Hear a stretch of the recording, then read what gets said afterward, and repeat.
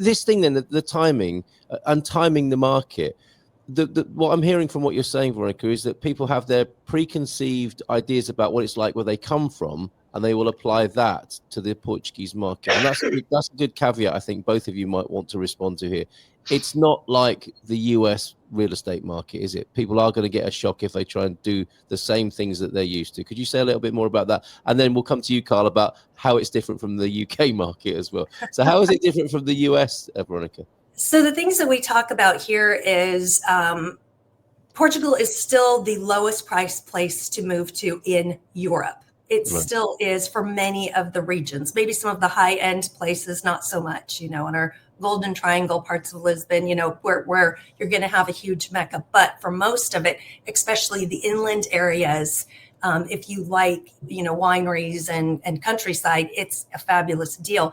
Even, oceanfront, riverfront, it's a fabulous deal, 300 or 400 for, ocean views and river views in my little, corner of the world, is so inexpensive. So I think when you're looking at cost, that's great, even though things have doubled in price. So I think where people were saying, oh, I want to move there because it's the lowest price area, or I want to move there because of all these other reasons, it's really important to look at. I just have to always go back to your why. And your why could be 3 months or 6 months from now, and doing that research. And when people look at the news and go, hey, someone's saying there's going to be a price dip or a price raise, and they're trying to time it, it doesn't work for them on their why and their immigration status and all of that. Oh, I forgot your original question. Sorry. Well, it's how it's different. You mentioned about flipping. Oh, title escrow, yeah. Yeah, because people might think, okay, well, I'll just buy something, and that'll be my sort of bolt hole and pied à terre and my my landing pad there. And if I don't like it, I'll just flip it, like you said, or I'll just sell it because the market sounds like it's really buoyant. There's going to be no problems. Could they do that? Is that a realistic expectation, aspiration? That's very unrealistic, but the things that it costs money to buy here because there is no title, there is no escrow. You really need someone checking all these things for you. You need to be careful on your money. You're exchanging money. You need to be careful in the way that you do that from the United States to here. And I know you've got some great Forex people.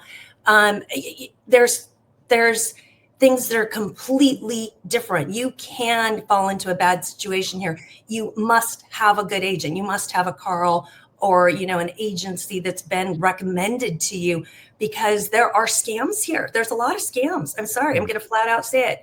We just got a client who had just thought, I contacted Veronica and she was busy, and went to the local real estate agent, was getting stuff shoved down her throat, and called, and I said, I'm going to put you with one of mine. And it went from, hurry, sign this, push, to how can I help you? Let's look through what your needs are. Yeah. It's such a different mentality. And the way that Carl's trained, and he's been trained, is he's been under a really good umbrella of an agency who is American based. Both of them were, Caldwell Banker and the agency. And so you've got a mindset of agents being proactive, looking at the back end work, making sure you're not buying something that you could essentially not own because all the descendants haven't signed off. Just be careful. I have a whole video on careful, and it's naked.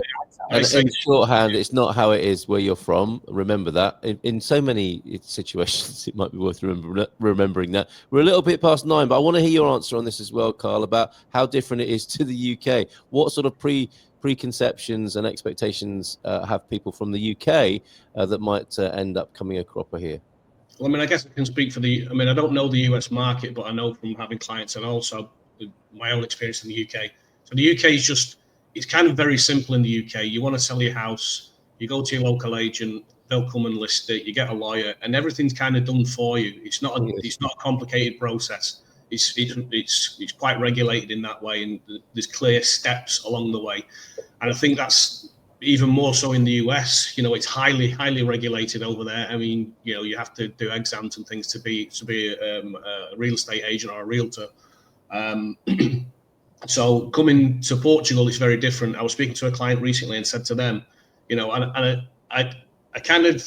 want to scaremonger. I really don't. But I have to be very honest with them and say, you have to be extremely careful. You do need a good buyer's agent, you know. Now, okay, I'm a buyer's agent. Maybe you think I would say that, but if you don't, there are so many pitfalls, you know. I always say there's this, as soon as you hear the words, don't worry, that's just how we do it in Portugal, run a mile.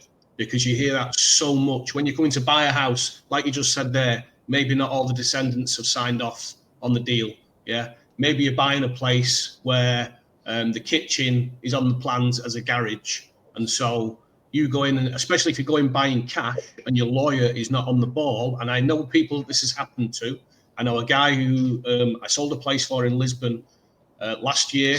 He had an almost 4-year nightmare. He went in, bought a place cash, and it didn't have a habitation license. Even though it was pre-1951, it needed one. The lawyer didn't pick up on it, and so he had a 4-year battle, and the condominium, I think, between them paid something like approaching 40,000 euros to correct that. So you really do have to have somebody who's across all of this, otherwise you can find yourself with a big problem. So get a buyer's agent, get somebody that's recommended to you, because they should be working for you independently of whatever listing agent is, whether it be one of the bigger companies, a Remax or something like that. Get a referral from somebody, go to Veronica, go to Heather Binder, you know, and let them recommend somebody to you that they've worked with, because there are so many pitfalls. It is not as regulated as it is in the UK or the US. Yeah. And it's there's just so many small things all along the way. Every single deal that I've done has been different, and every single one is having its own unique problems, you know. And every time I get a new deal, I think, oh my God, again, something, you know, does this happen? But it does. And so that's the experience of it. So don't let somebody railroad you into, like Veronica just said, ramming properties down your throat. I definitely don't work like that. I work the opposite. Which you might, I mean, if you're desperate, you'd like that, wouldn't you? What I think there's a definite theme this morning. Oh, hey there, says V Cool. We'll finish soon because we're a little bit over time, but this is important information this morning. Timing is important. But tell me again about tax on first home purchases. If you have a house at 100,000, does the tax come on as extra on that? Would either of you care to comment on that? Is that enough information to answer that question? I think the purchase tax starts at something like 100,000, so you wouldn't be taxed on that anyway. Right. Okay. It's around that figure, but the tax I was talking about before was aimed at residents who are 35 years and under and first-time buyers. That's the tax relief for local Portuguese. And it's a lot of money as well. I mean, if you're spending, say, $500,000 on an apartment in Lisbon, looking at saving almost 40,000 euros. So that is pushing a lot of younger people to make that jump now. Yeah, fair enough. I would suggest Cole join us tonight on the town hall as well. And you're absolutely right, Carl. It's exempt up to 135,000. So a team effort there. And thank you, Mr. S, for your contributions this morning. I think you need your own slot. You need to come and talk to me one morning, Mr. S. And there's been a definite theme here, partly with Mr. S, and some other comments is like, well, I didn't do that, and it was really easy. And we're really pleased to hear that, aren't we? But I think the point that's not the norm. That's the exception. Not the point. It's the point that's being made, I think, is when it goes wrong, it can be very painful. And that's the thing. It's you know, it's like so much of what we do in our life. Well, that was easy. But what happens when it does get difficult? And I think that's where we've seen problems here, isn't it? It's easy to bury your head in it. And the example I gave is a true one. That guy went through hell. Yeah. And for 4 years of hell and stress, and it affected his health quite badly. So it's not a scare story. It's not scaremongering. These are things that can happen. That's right. And that's what you need. And that's why it's very important not to make the same assumptions about how it is in your country where it was easy. If you find yourself in the weeds, the long grass, or the sinking sand, it can be very painful and difficult. So, and here's where the social media it's nice to hear people's experiences. Yes. But when you get the people that go online and say, everything's great, everything's easy, everything's perfect. If you were that exception, that's great. But we can tell you a slew of stories, and we're not fear-mongering. It's true. To Carl's point, you can be a real estate agent tomorrow. Anybody here can be a real estate agent tomorrow. We can just show up and say, I want to be a real estate agent. They sign you up. Many people who cannot get jobs because they've done something wrong in their last job become an agent. And It's true. When my agent got into an agent, her husband, it's not you. We have such great ones. But the point being that when she first got in, the real estate market has this kind of like, oh, real estate agent, you know. And her husband said, I don't want you to do that. It's going to make our family look bad. And wow. She's number one in all of Portugal for her company. And she has been for years since. And everybody said how great she is. I was out with coffee with two of the buyers yesterday, and they're like, we love her. She's proactive. She's, tells us what's going on. Da, da, da, da, da, da. And again, going back to that, is it the norm? Is it Can I just say, so I know we're in it. Be prepared. I think it's just I'm into my fourth year almost of doing the real estate here, and I've seen a change. So I think that it's professionalizing as a profession. It's getting more professional. A lot of people would have done it as a second job in the past. So you work for friends and family and things like that, or just somebody local. That's not as common, and more people do it as a career. And like anything else, the cream floats to the top. And if you're good at what you do and you're giving good advice, then you'll get repeat customers. So it is changing, and with the addition of new companies like the agency and things like that, you bring in new ideas to the market and new ways of working. So you're held to a standard, like we're held to the standards of our sort of American, our US HQ. So we want to work to those same standards. Now the process may be different, but you can have the same ethics and sort of, I guess, moral kind of compass that they should be working to in the US, and which they do work to. So it's getting better. And that's why a referral is so important. Like Carl, I refer him. It's so important to get those referrals, because when you first pop in here, you don't know which is which. Yeah, absolutely. And, we're not trying to say refer.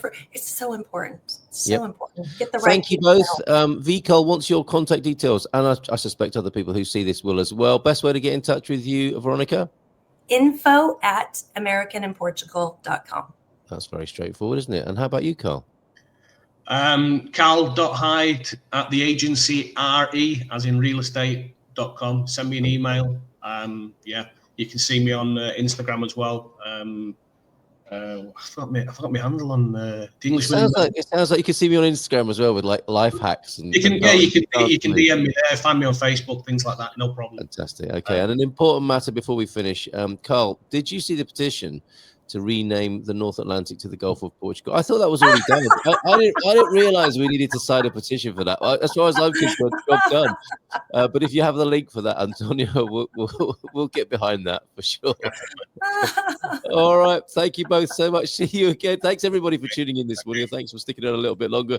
Have a great day. Take care. Bye for now. See you tonight for the Philippa of Lancaster webinar and the town hall. And yes, we'll see these guys again next month. Take care. Ciao, ciao. Bye for now. Have a happy day. In Portugal, there's a Now, I talk to a wide range of people who can help you move to Portugal.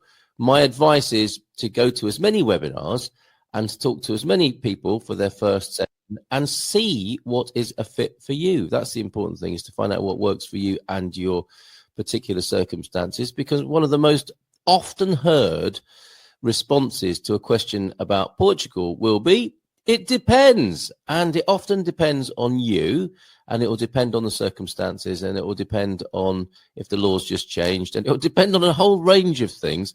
So keep up to date, go to as many things as you can, and choose the people, find your tribe, find the people you vibe with, find the people who your intuition says, yes, these are the right people to work with. So just go to as many things and speak to as many people as you possibly can, would be my advice to you. But it depends, of course. Carl rings the bell and